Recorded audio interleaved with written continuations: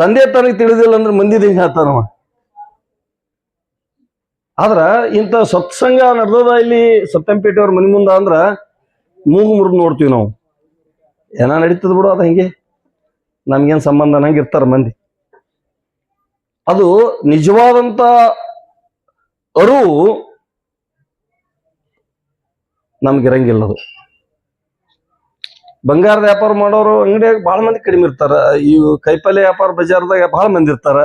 ಹಂಗ ಇದು ಬಂಗಾರದ ವ್ಯಾಪಾರ ಇದ್ದಂಗೆ. ಇದು ಇಲ್ಲೆಲ್ಲ ಬಹಳಷ್ಟು ಕಡಿಮೆ ಜನ ಬಂದಿರಿ ಅಂದ್ರೆ ನಮ್ಗೆ ಕಡಿಮೆ ಬಂದದಂತ ನಾವು ವ್ಯತ್ಯೆ ಪಡೋದಿಲ್ಲ.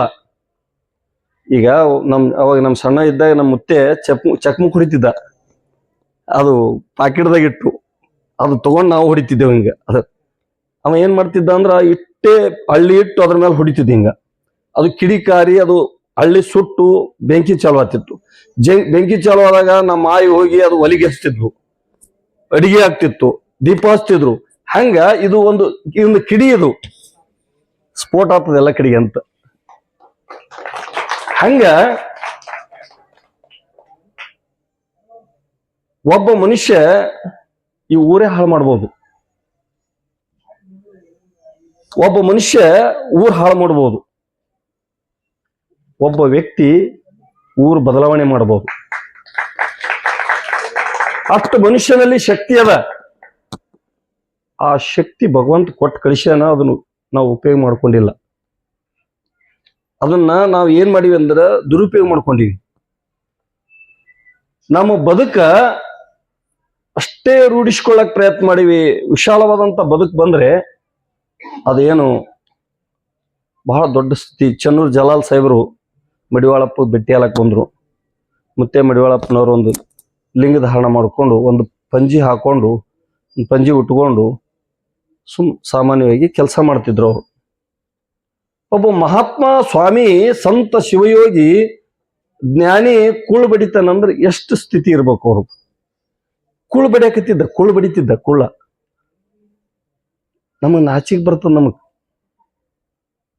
ಅವಾಗ ಜಲಾಲ್ ಸಾಹೇಬರು ಬಂದ್ರು, ಶರಣಾರ್ಥಿಗಳನ್ನ ಹೇಳಿದ್ರು, ಕರೆದ್ರು. ಅವ್ರ ಆತಿಥ್ಯ ಸ್ವೀಕಾರ ಮಾಡ್ಕೊಂಡು ಕುಂತ್ರು.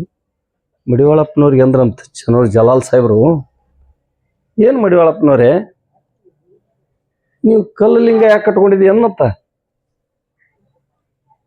ಇದು ಯಾಕೆ ಕಟ್ಕೊಂಡಿದಿ? ಜಂಗಮನ ಆದ ಮೇಲೆ ಮನನಿಂಗ ಮಾಡಿಕೊಂಡಿರ್ಬೇಕು ಅಂದ ಮಡಿವಾಳಪ್ಪ. ಅವ್ರು ಏನು ತಮ್ಮ ಸ್ಥಿತಿಗತಿಗಳನ್ನ ಹೇಳಿದ್ರು. ಮಡಿವಾಳಪ್ಪನವ್ರು ಸುಮ್ಮನಿದ್ರ. ಚನ್ನೂರು ಜಲಾಲ್ ಸಾಹೇಬ ಫಕೀರನಾಗಬೇಕಾದ್ರೆ ಮನ ಧಿಕಾರ ಮಾಡಿಕೊಂಡಿರ್ಬೇಕು, ನಕಾರ ಮಕಾರ ಯಕಾರ ಓಂಕಾರ ತಿಳಿದಿರ್ಬೇಕು, ಸುಮತೆ ಎಂಬ ಗಡ್ಡ ಬಿಟ್ಟಿರ್ಬೇಕು, ಸಾಕು ಬೇಕು ಎಂಬ ಕೋಲು ಹಿಡಿದಿರ್ಬೇಕು ಅಂತ ಮಡಿವಾಳಪ್ಪ ತನ್ನ ಪ್ರಶ್ನೆಗೆ ಉತ್ತರವನ್ನು ಕೊಟ್ಟ. ಮಡಿವಾಳಪ್ಪ ಅವ ಸಬ್ ಕತೆ ಈಶ್ವರಲ್ಲ, ಇದರ ಭೇದವು ಯಾರಿಗೆ ತಿಳಿಲಿಲ್ಲ, ಗುರು ಮಡಿವಾಳ ಹೋಕರೆ ಅಂದ ಮಡಿವಾಳಪ್ಪ. ಚನ್ನೂರು ಜಲಾಲ್ ಸಾಹೇಬ, ನನ್ನ ಧನ್ಯ ಆದೆ, ನನ್ನ ಇಂಥ ಗುರು, ನನ್ನ ಇಂಥ ಮಾರ್ಗದರ್ಶನ ಮಾಡೋರು ಸಿಕ್ಕಿರ್ಲಿಲ್ಲ. ನಾನು ಬಹಳ ಕಡೆಗೆ ಹೋಗಿದ್ದೆ ನಾನು. ಆದ್ರೆ ಅದ್ಭುತವಾದಂತ ಅವರ ಅನುಭವ ಮಂಟಪವನ್ನು ಕಡ್ಕೊಳ್ಳೋದೊಳಗೆ ನಡೆಸ್ಕೊಂಡು ಬಂದ್ರು. ಕಡ್ಲೇವರ ಸಿದ್ದಪ್ಪ ಅಂಬಿಗೆರವ ಬಹಳ ಅದ್ಭುತ ಭಕ್ತವ, ಬಹಳ ಶ್ರದ್ಧಾವಂತ. ಹೆಂಗ ಬಸವಣ್ಣವರ ಹತ್ರ ಹಡಪಾದ ಅಪ್ಪಣ್ಣಿದ್ದ, ಹಂಗ ಮಡಿವಾಳಪ್ಪನವರ ಹತ್ರನೇ ಇರ್ತಿದ್ದ. ಒಂದಿನ ಏನಾಯ್ತು ಅಂದ್ರ ಅಲ್ಲಿ ಏನ್ ಕಾಯಕ ಜೀವಿ ಇತ್ತು. ಮಡಿವಾಳಪ್ಪನವ್ರದ್ದು ಸುಮ್ಮನೆ ಊಟ ಇರ್ಲಿಲ್ಲ. ಅಲ್ಲಿ ಹಿಟ್ ಮಾಡೋರು ಹಿಟ್ ಮಾಡ್ಕೊಂಡ್ ಬರ್ಬೇಕು, ಅಲ್ಲಿ ಕಟ್ಟಿಗೆ ತರೋರು ಕಟ್ಟಿಗೆ, ಒಲಿ ಊರೋರ್ಸು ಒಲಿ, ಸಗಣಿ ಕಲ್ಸಿ ಹಾಕಿ ಕುಳ್ಳು ಬಡಿಯೋರ ಕೆಲಸ ಒಂದೊಂದು ಕಾಯಕ ಇರ್ತಿತ್ತು ಅಲ್ಲಿ. ಅಲ್ಲಿ ಮಠದಾಗ ಹಂಗೆ ಉಣಂಗಿಲ್ಲ. ಅದ್ರ ಜೊತೆಗೇನೆ ಮುಂಜಾನೆ ಮಡಿವಾಳಪ್ಪನವ್ರು ಹೇಳುದ್ರೊಳಗ ಹಣಿ ಮೇಲೆ ಇವತ್ತಿರ್ಬೇಕು. ಅವ್ರಿಗೆ ಖುಷಿ. ಕಡ್ಲೇವಾಡ ಸಿದ್ದಪ್ಪಗ ಕೆಲಸ ಹಚ್ಚಿದ್ರು. ಸಗಣಿಯನ್ನ ಹದ ಮಾಡಿ ಒಯ್ದು ಅಲ್ಲಿ ದೊಡ್ಡಾಗ ಹಾಕೋದು ಕೆಲಸ. ಅವನು ಅದನ್ನ ಹದ ಮಾಡಕತ್ತಿದ್ದ. ಗುರು ಮಡಿವಾಳಪ್ಪ ಎದ್ದು ನೋಡ್ದ. ಅಲ್ಲಿ ಒಬ್ಬ ಕೃಷ್ಣಪ್ಪ ತೆಲಗಬಾಳ ರಾಮಪ್ಪ ಕೂತಿದ್ರು. ಮುತ್ತೆ ಎದ್ದ, ನಮ್ ಕಡೆ ಭಾಗದೊಳಗೆ ಮುತ್ತೆ ಅಂತ ಬಾಳ ಸ್ವಾಮಿಗಳನ್ನಲ್ಲ, ಕಡ್ಕೊಳ ಮುತ್ತೆ, ಸೊನ್ನದ ಮುತ್ತೆ, ಹಿಂಗ ಮುತ್ತೆ. ಮುತ್ತೇರಿ ಎದ್ರು, ನಿನ್ ಹಣಿ ಮೇಲೆ ಇಬುತ್ತಿಲ್ಲೋ ಸಿದ್ದಪ್ಪ, ಮುತ್ತೇರಿ ಊಟ ಹಾಕಲೋಡಿ ಇವತ್ತಂದ. ಅಲ್ಲಿ ಎಲ್ಲ ಕಾಯಕ ಅದು ಸರಿಯಾಗಿ ಮಾಡ್ಲಿಲ್ಲ ಅಂದ್ರೆ ಊಟ ಇರ್ಲಿಲ್ಲ ಅವತ್ತು, ಉಪವಾಸ ಅವತ್ತು, ಅವ್ರ ಪನಿಷ್ಮೆಂಟ್. ಅವಾಗ ಗಪ್ಪನಿ ನೋಡ್ದ, ಏನ್ ಮಾಡ್ಬೇಕು? ಒಂದ್ ಆ ಕಡೆ ನೋಡ್ದೆ, ಹೆಂಗ ಕೈಯೆಲ್ಲ ಸಗಣಿ ಮಾಡ್ಕೊಳಣ. ಅದನ್ನೇ ತೊಗೊಂಡು ಹಣಿಗೆ ಹಚ್ಕೊಂಡ್ಬಿಟ್ಟು ಹಿಂಗ ಬರ್ಕೊಂಡು ಕೂತ್ ಬಿಟ್ಟ. ಇವ್ರು ನೋಡಿ ನಕ್ಕರು ಮಡಿವಾಳಪ್ಪನವರು. ನಕ್ ಏನಂದ್ರು, ಏನು ಸಿದ್ಧ ಏನು ಹಣಿಗೆ ಏನು ಹಚ್ಕೊಂಡಿದ್ಯಾ ಅಂತ.